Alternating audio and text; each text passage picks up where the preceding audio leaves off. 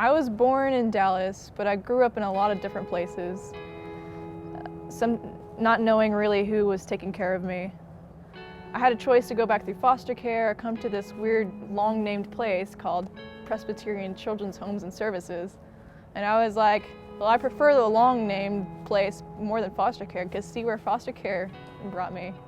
I had just turned 10 at this point. When my sister found this place, we just kind of moved in. It took a while to get used to it though, but eventually we got used to it, and it just progressively gotten better ever since. I was 13 years old when I started acting out and being rebellious. I wouldn't go to school. I'd, make up lies to stay home. That's just not who I was. I was just doing it to fit in with the people. And when I was 15 years old, my parents, they sent me to the group homes in San Antonio. I actually had a whole character flip when I came to PCHAS. Before then, I was throwing tantrums all the time, going crazy, always in timeouts. I was in a good place, but I guess being away from that really just kind of helped me clear my mind for some reason. There was something about PCHAS that changed my whole perspective. My brother actually came back with CPS, and we moved to the Presbyterian Children's Homes and Services in Waxahachie. When we got to PCHAS, the wiseness in all of us, our characters changed, the way we look at life changed. Just our mindsets just changed about everything when we got to PCHAS.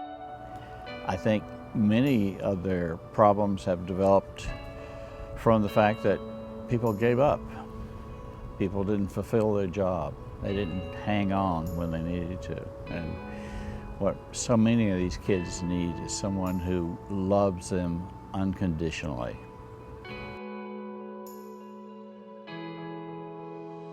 Currently, I am friends with Bill Abbott, and he's up in his house to me. He gave me the guitar that I play on.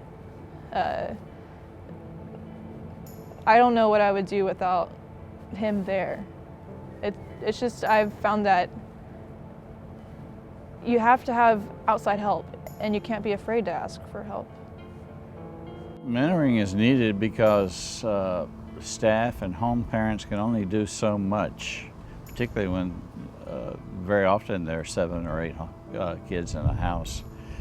But there are other things that, like with our own children, we teach them to help them survive in the real world out there.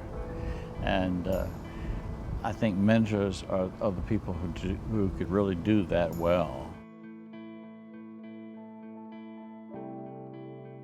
I like how just everyone's really friendly. Like all the house parents, really supportive of us, and transportation. They help me go to work and they drive me and stuff. And people at the office, they're really nice people too. And every time I go up there, I mean, there's always people saying, "Hi, how you doing? How's work going?" Something like that. I wouldn't be confident. I wouldn't know what to do. I probably wouldn't even believe in God.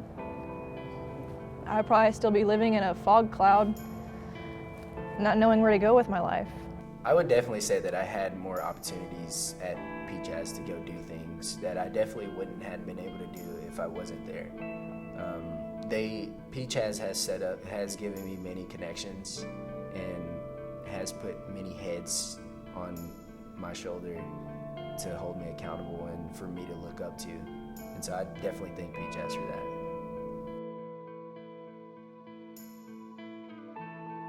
I have been an educator for almost 20 years, taught in public and private school, and have had a long relationship with Presbyterian Children's Home because I actually lived there growing up, and had always remembered those college years and aging out myself from foster care, and that was probably one of the most difficult times of my life.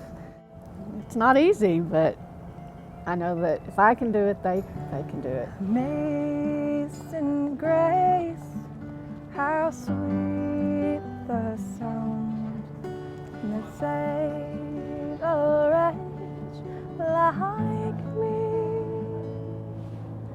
I once was lost, but now found. There are so many children out there who have not had good homes, and I think it's very important that a place like this be here for those kids.